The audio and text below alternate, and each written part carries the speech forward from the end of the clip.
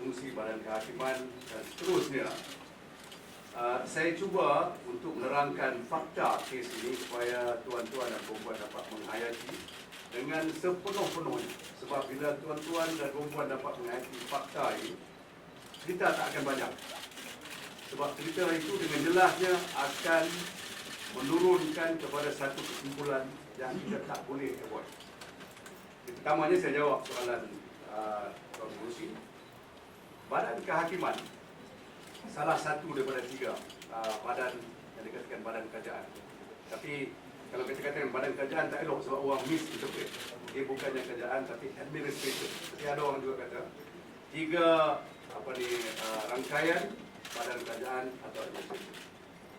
Yang paling bebas ialah badan penghakiman, court, the judiciary ataupun bahasa Inggeris.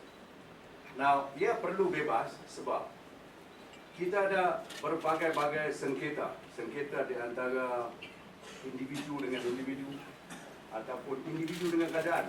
Kerajaan juga akan menjadi salah satu daripada parti yang menghadapi di mahkamah ataupun dihadapkan di mahkamah. Jadi, Badan Kehakiman perlu bebas sekali-kali dengan sepenuh-penuhnya. Nah, kebebasan Badan Kehakiman ini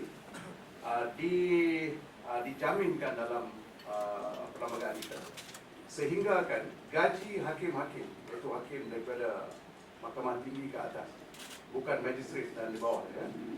Mahkamah Tinggi ke atas, gajinya tidak dibuat daripada gaji-gaji di mana public servant yang lain menerima. Ianya daripada consolidated fund. Disebut sebagai consolidated fund.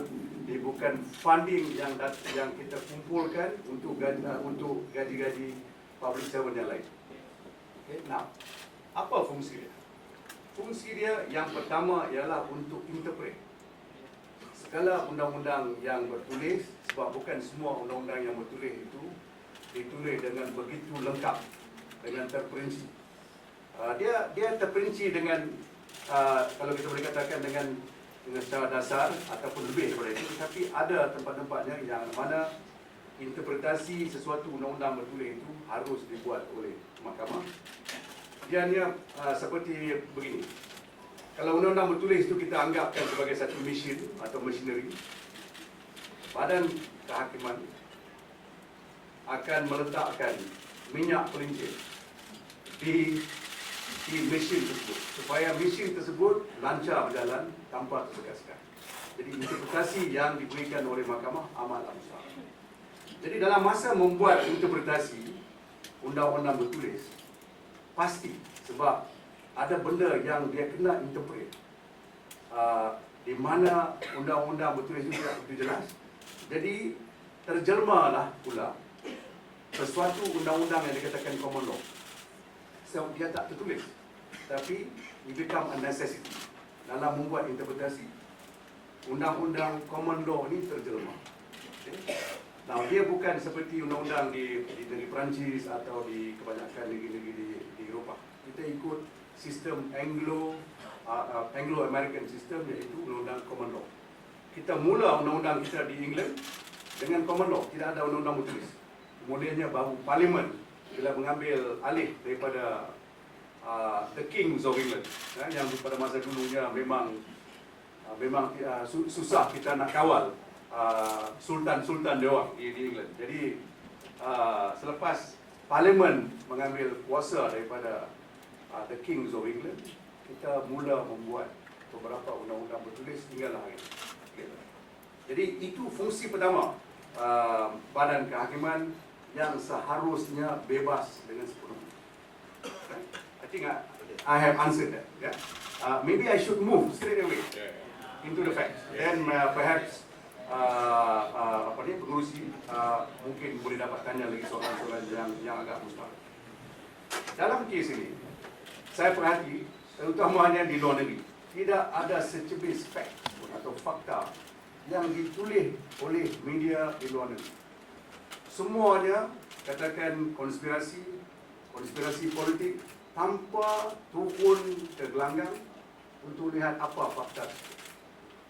Itunya sebabnya saya katakan, bagi Pendawa Raya, kita terus masuk dalam in the eye of the storm.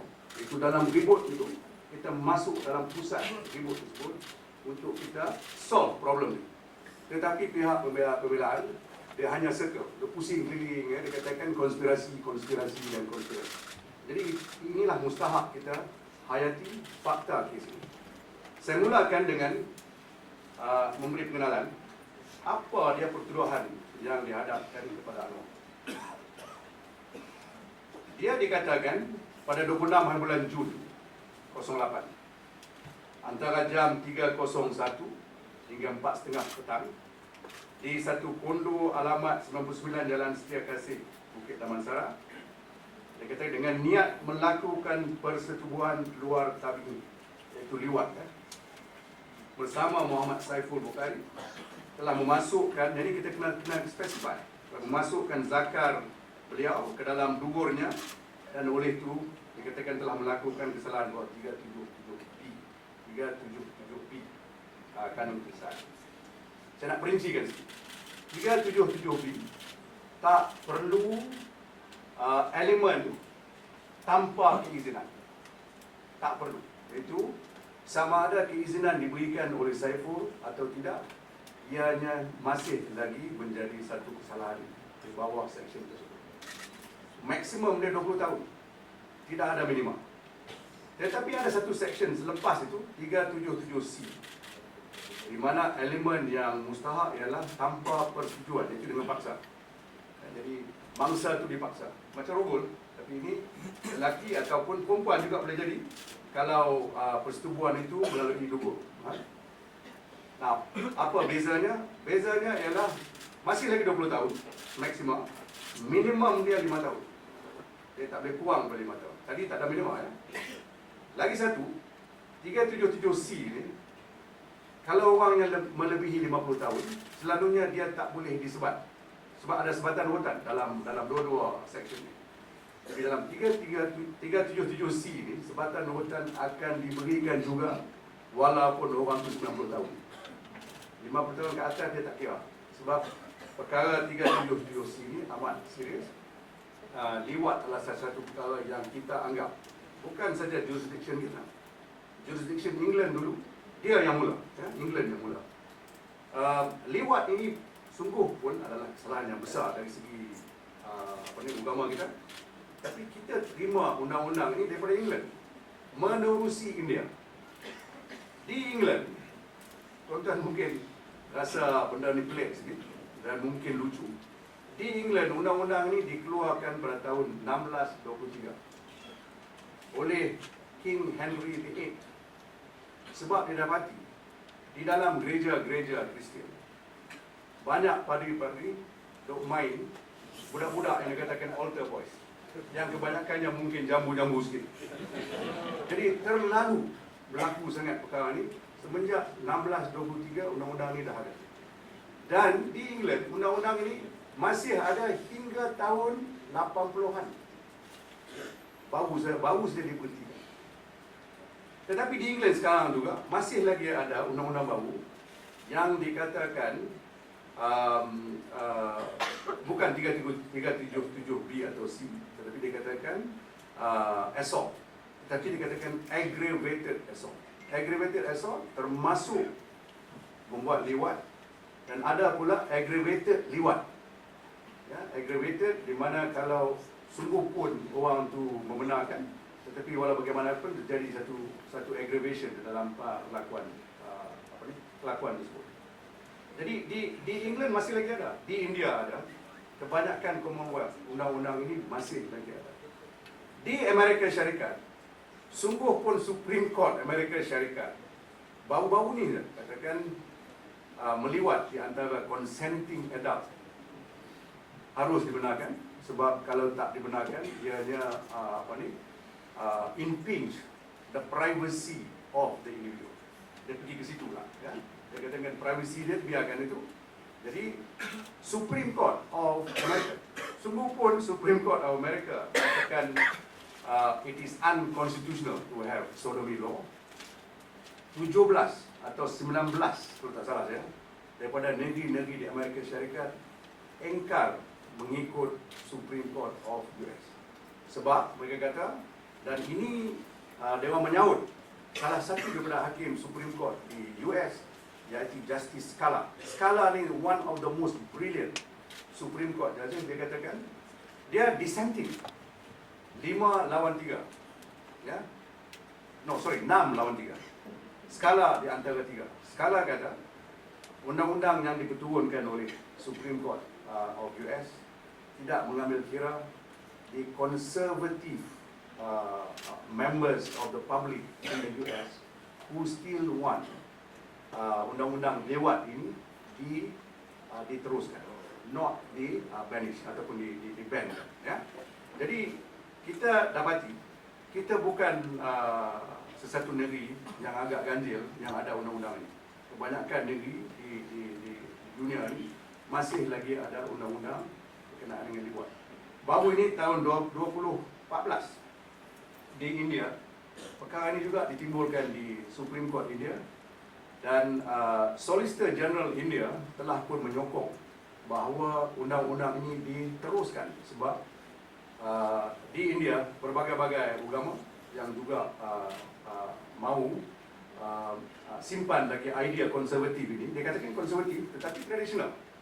Dia mau undang-undang lewat ini diteruskan, ya. Dan Supreme Court India juga kata undang-undang ini memang sah dari segi undang-undang dan juga dari segi constitution. Dan constitution kita, perlembagaan kita dengan constitution India sama, almost identical. Alright? Jadi kita ada 2, 3, mungkin 10 negeri di dunia ini yang memang pro-gay ataupun LGBT yang suka untuk undang-undang lewat ini terus disingkirkan. Tapi kebanyakan negeri di dunia memang masih lagi dengan undang-undang lewat. Jadi dengan introduction demikian, kita balik ke facts case. Dalam kes ini, pihak pendakwaan ambil satu langkah yang amat berani. Bukan saya buat kes tu, jadi saya kena puji pendakwa raya yang buat kes ini. Dia ambil langkah yang berani. Dia panggil Saiful dulu. Selalunya kita mula introduction dengan saksi-saksi yang lain yang pendek keterangannya supaya Saiful rasa lebih comfortable. Ini tidak. Mula saja day one dia panggil Saiful terus masuk dalam kandang saksi, dan Saiful kata begini. Dia kata dia bekerja dengan Anwar sejak Mac 2008. Dari akhir bulan April 2008 sehingga beliau meletakkan jawatan pada 27 Jun 2008. Tak sampai 4 bulan pun. Anwar telah menjadikan Saiful sebagai pembantu peribadinya. Beliau telah diberikan layanan istimewa oleh Anwar sehingga tahap Saiful merasa tidak selesa dan segan. Walaupun gajinya hanya RM1,000, beliau telah diberikan allowance yang lumayan dalam mata wang asing yang tidak direkodkan setiap kali beliau mengikuti perjalanan bersama Anwar. Ini semua dalam keterangan. Walaupun baru saja bekerja dengan Anwar, beliau telah diberikan tugas khas untuk mengaturkan mesyuarat untuk Anwar dan berkomunikasi dengan ejen dan ahli parlimen bagi PKR dan Pakatan Rakyat. Beliau juga mempunyai akses kepada dokumen sulit sehingga tahap mengendalikan telefon bimbit peribadi Anwar, menghantar teks pesanan ringkas SMS penting dan sebagainya. Beliau telah diberikan bilik jabat khas untuk dirinya saja yang dicemburui oleh orang atasannya dan diberi hadiah-hadiah mewah seperti Brioni suit. Saya pasti di sini, I'm not trying to insult you, saya pasti di sini tuan-tuan tak ada suit Brioni kecuali diberi hadiah. Mungkin Datuk Seri Ram here, mungkin dia ada suit Brioni sebab dia dulu ejen suit Brioni. Jadi kita tertanya-tanya, kenapa orang ni dalam 2-3 bulan dapat Brioni suit, dapat gaji macam tu dan allowance yang boleh, ya? Walhal Datuk Seri Anwar kata, he is only my coffee boy, he's a school dropout, so only my coffee boy. Jadi soalan yang kita tanya-tanya. Jadi pada 26 bulan, hari yang berkenaan, 10.30 pagi, Saiful diingatkan oleh Anwar tentang arahan beliau satu malam sebelum itu untuk dia bawa kepada Anwar dokumen-dokumen ke unit 11/5/2. Ini mustahak. 11/5/2. Ingat nombor 2 di belakang. Kondominium Desa Damansara bagi perkara berkaitan dengan kerja. Unit 1152 dan unit 1151 ni ianya bersebelahan. Owned by the same person, iaitu kawan Anwar nama Hasanuddin. Saiful berada di kondominium itu jam 2:30 petang pada hari yang sama. Beliau membawa bersama dengannya dokumen yang diminta. Orang yang suruh dia bawa ialah Encik Ibrahim Yaakob, iaitu ketua sekretari bagi Anwar pada masa itu.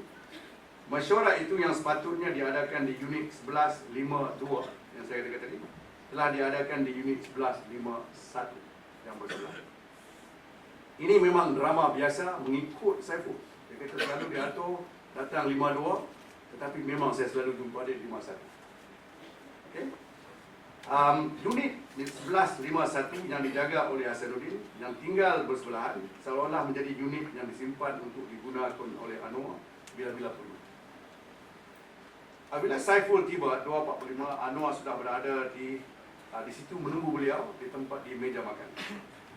Perlu ditekankan bahawa pihak polis telah memperolehi semua rakaman CCTV daripada awal, daripada kapak, daripada masuk guard, ya, second by second untuk dua-dua orang. Bila tiba, bila balik, masuk koridor, hendak ke apartmen, semuanya dah ada. Anwar tidak tahu ke ni. Sebab tu dia masukkan defense of alibi. Tanpa tahu yang polis sudah ada dokumen-dokumen. Dia masukkan ni awal-awal lagi, very arrogant. Masukkan ni awal. 13 orang nama alibi dia masukkan, ya. Dan apa yang berlaku dalam 1151? Saiful duduk di hadapan beliau. Mereka bincang berkenaan dengan kerja mungkin dalam 1-2 minit. Dengan tiba-tiba Anwar kata kepada Saiful, "Can I fuck you today?" Now, it's a very loaded statement. Why is it loaded? Satu, menunjukkan he is the dominant person and there is a subservient person. He treats him like a sex slave. Can I fuck you today? Meaning, there has been before today another occasion or maybe more. Satu, dia kata today. Saiful kata no, not today. Dia dah fed up. Okay? Dia kata not today. Dia dengan terang-terang dia kata. Kalau tanya dia kata memang berlaku 9 kali. Termasuk dengan hari. Dia mengaku dengan jelas. Habis Anwar thinking, dia kata why?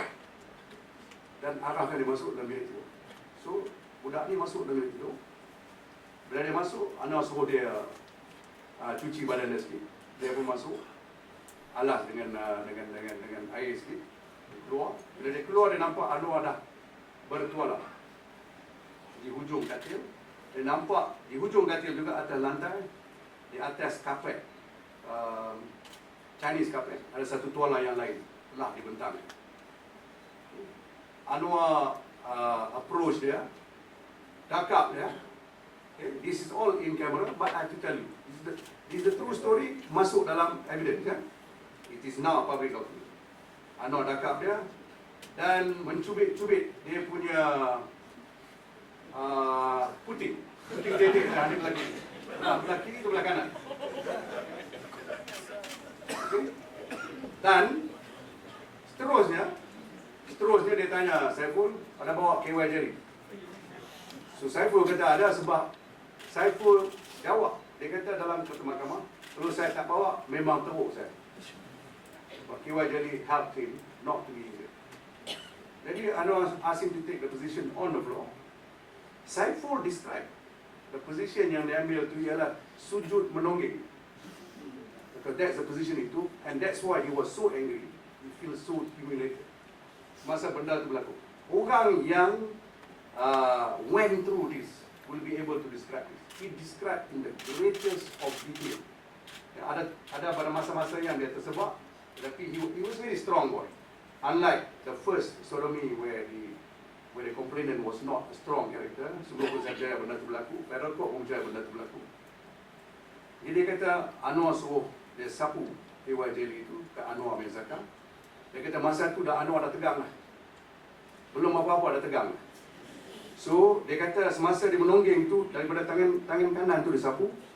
Dan Anwar suruh dia navigatekan Zakar tu masuk dalam tubuh dia. Jadi dia buat. Dia kata Anwar ni macam tak sabar, rakus dan laju semasa melakukan tu. Dia kata memang dia rasa sakit.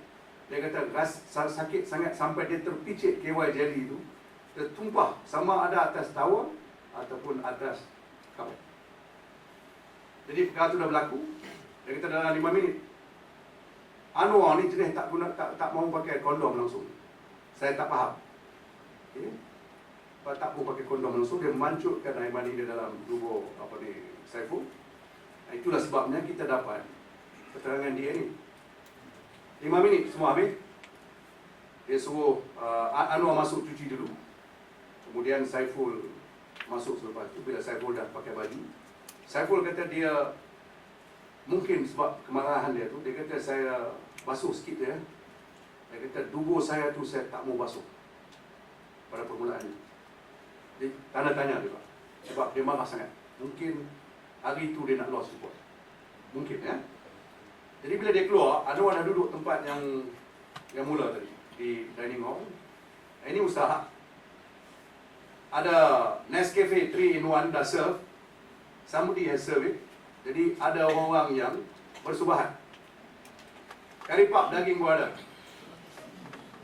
Okay, dia, Anwar suruh dia makan karipap daging 20 minit. Hilang. Okey, hilang.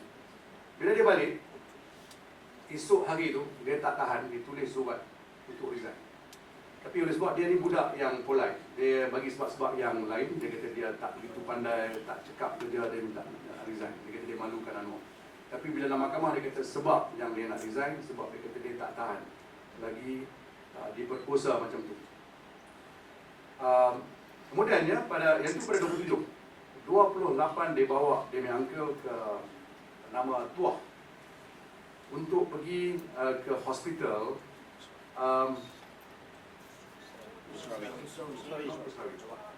Tawakal.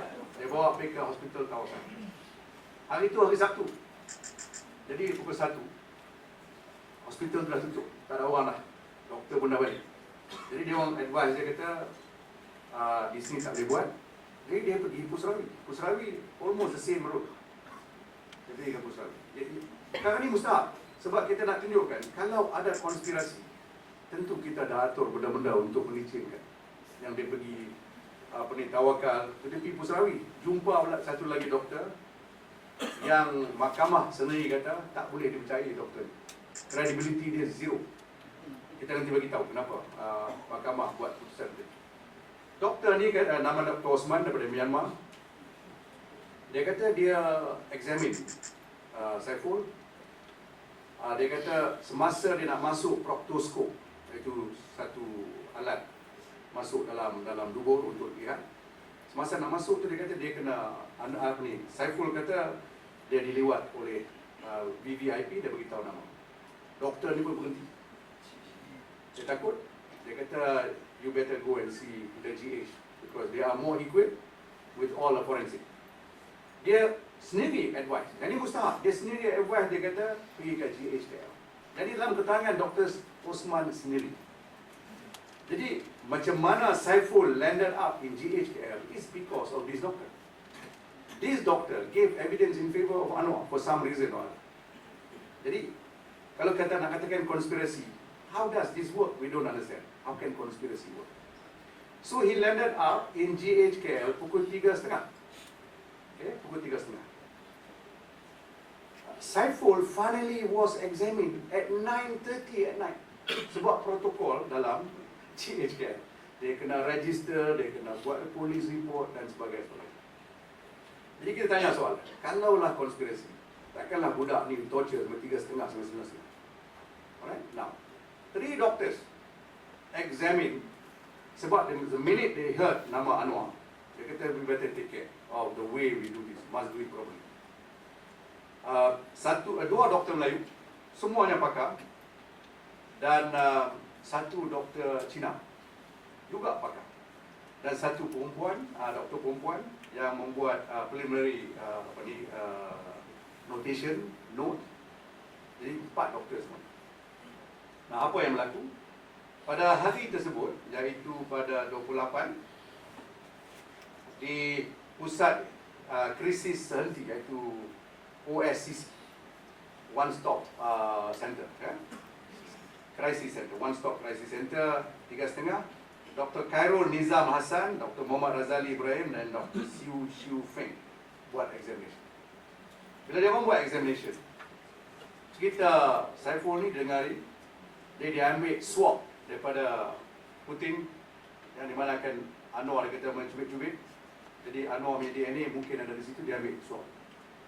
Daripada dalam tubuh pula, dia keluarkan upper rectum 4 cm, 2 swab dia keluarkan. Masuk ke dalam botol, 2, dan kemudian lower rectal dia ambil lagi 1. Dan surface of the rectum lagi 1. Jadi surface ni kira belum masuk, dia ambil 1 lagi swab. Semua swab-swab ni saya pendek cerita sebab bila tanya saya nanti berkenaan dengan DNA, saya akan cerita macam mana DNA ni buat. Bila doktor ataupun chemist buat test, dia dapati dalam upper rectum dan lower rectum bukan sahaja ada DNA Anwar, tetapi sperma Anwar masih lagi ada. Dapat dari 56 jam. Jadi sperma tu ekornya dah hilang. Semua ekor-ekornya dah hilang. Ini menunjukkan dia punya kebusukan dah mula berlaku. Okay? Jadi konsisten dengan cerita Saiful bahawa dia diliwat 2 hari dulu. Dia tak pergi Yaman. Dia sendiri kata dia mungkin dia tahan, mungkin sebab sakit dia tak rasa nak pergi Yaman. Okay? Jadi bila doktor ni beri keterangan, dia kata mula-mula saya keluarkan, saya ekstrak sperm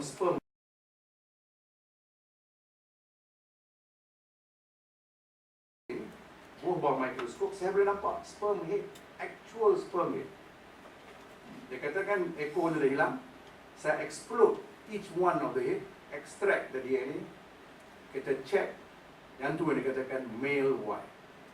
Okay? Kita kata male Y. Jadi siapa male Y kita tak tahu. Sebab dalam negeri kita ni, kita one of the most liberal. Kita tak we don't make it compulsory for anybody who's arrested to give his DNA sample. He can refuse. Jadi Anwar refuse. Tak mau bagi dia DNA. Jadi kita cari mana DNA Anwar yang kita nak compare. Bila kita dapat kepastian bahawa Anwar punya cerita ni, yang tuduhan ni amat kukuh, Anwar ditangkap. Ditangkap ini 3 minggu selepas. Sebelum Anwar ditangkap, male Y examination ni dah keluar. Result dia memang dah diperoleh. Hanya kita tak tahu siapa dia male Y. Anwar dimasukkan dalam lokap untuk semalam. Bila dia masuk, dia bawa satu mineral water. Dia tengah minum. Dan dia masuk, ada lagi. Dan dia bawa 2 towel yang diberikan oleh isteri beliau. Medium size. Dia bawa masuk. Tetapi standard issue dalam lokap ialah dia bagi satu good morning towel, dia bagi satu berus gigi, satu ubat gigi. Semuanya bungkus dalam plastik, sterilize. Diberikan kepada Anwar ambil. Anwar buka dan pakai good morning towel, pakai toothbrush, pakai toothpaste, everything. Termasuk towel dia sendiri dan minum sampai habis mineral water. Jadi bila dia keluar, dia hanya ambil towel dia yang diberikan oleh isterinya. Dia keluar. Siapa pun kata kat dia jangan ambil benda-benda lain, tapi dia tinggal saja. Bila dia dah keluar, kita punya CSI masuk. Kita punya CSI masuk, dijemput masuk untuk tengok sama ada keterangan yang ditinggal oleh Anwar. Jadi water bottle tu diambil dan good morning towel diambil, semuanya dengan toothbrush sekali kita hantar kepada ahli kimia nombor 2, orang Melayu pula, nama Nur Aidora. Dia juga pakar dia ni. Jadi lepas 3 minggu dia check independently, tapi dia punya site tu, dia buat site yang sama. Yang ni saya kena explain sikit. Di DNA nilai kita minta 16 point ataupun locus. Pluralnya loci. Locus ni kira site, tempat. Di badan kita, bermilion-milion mungkin, trilion mungkin, quadrillion site yang kita boleh peroleh. Macam cap jari kita. Billions and billions of marks. Tapi hanya kita perlu 16 je. Kalau 16 sini match dengan satu cap jari sini, itu saya lah, tak boleh orang lain. Okay. Begitu juga dengan DNA, kita perlukan 16 site. That site, kita boleh determine what site. Kita boleh katakan site ini kita nak examine, site ini kita examine, tapi mesti ada 16. Okay. 16 ni, kita di negeri kita ni, this one will shock you. Malaysia is the highest standard. Kita minta 16. US 13. Europe, depending on the country, 8 hingga 12. Australia 9. Okay, kita 16. Yang paling tinggi standard. Daripada mula DNA sistem kita sampai sekarang, 16. Yang paling tinggi. Dan semua authority DNA kata, kita harus berhijrah kepada 16 point sistem sebab ia yang paling selamat. Sekarang Australia dah mula berhijrah kepada 16. Kita dah situ. Jadi bila Nur Aidora juga ambil site yang sama, check DNA di benda-benda ni, dia juga dapati male Y, dan bila dia compare male Y reading dengan male Y reading doktor pertama, it matches. Jadi kita tahu segala tuala good morning towel, toothbrush hanya digunakan oleh Anwar sebab dibuka daripada plastik habis. Dia letak merata-rata tempat, minuman dia air liur dan semua. Jadi that's how we prove that it is Anwar punya DNA di dalam dubur Saiful. Now, katakanlah ada konspirasi. Kita nak tanya, kalau macam mana konspirasi paling baik tu? Macam mana Anwar punya sperma ada dalam dubur Saiful? Jadi, our konspirasi must be fantastic. Sebab Anwar tak kata dia simpan dia punya sperma dalam bank ke mana. Dia tak kata. Jadi, soalan pokok di mana kita boleh peroleh benda ni. That's the issue. Itu sebabnya, dia tak berani masuk dalam fakta. Kalau dia masuk dalam fakta, mati. Jadi, dia buat cerita macam-macam. Dia kata, cara analisis, cara penghantaran eksibit ini tidak begitu bagus, maka ada tercemar dengan eksibit. Walhal tidak langsung ada tercemar dengan eksibit. That is the most solid evidence on DNA. You cannot get better than that. Okay. Now, dua lagi perkara yang mustahak sebelum saya berhenti supaya soalan kita boleh buat. Bila beliau dipanggil untuk membela diri, dia dah soal kepada Saiful 7 hari berturut-turut. 7 hari. Jarang kita cross examine orang 7 hari. Tapi bila Anwar dipanggil untuk bela diri, dia tak masuk dalam kandang saksi untuk disoal balas. Dia buat statement daripada accused-nya dog. Jadi dia tak boleh disoal balas. Kita ada 3 macam. Satu, kita diam diri. Satu, kita beri keterangan, bersumpah di mana kita boleh disoal balas. Dan itu biasa. Yang lagi satu tu, kita duduk tempat di mana kita dituduh. Kita cakap apa suka yang kita cakap. Orang tak boleh soal balas. Anwar ambil yang 3. Tak boleh disoal balas. Dan dia langsung tidak gunakan dia punya defense of alibi yang 13 orang tu. Seorang pun dia tak panggil. Isteri dia pun tak panggil, Hasanuddin dia tak panggil, siapa pun tak panggil. Dan dalam keterangan dia, sungguh pun tak bersumpah. Memang tak ada value banyak. Sikit pun dia tak kata berkenaan dengan alibi. Dia hanya kata ini semua konspirasi dan konspirasi. Okay? Ini amat mustahak. Jadi, alibi tak pakai, statement berlekat. Jadi, saya rasa secara dasar, mahkamah boleh buat keputusan dengan begitu jelas. Tak ada apa-apa ragu-ragu lagi. Ya? Jadi setakat ini saya nak berhenti dulu sebab saya nak bagi ruang untuk kita dapatkan soalan-soalan. Saya akan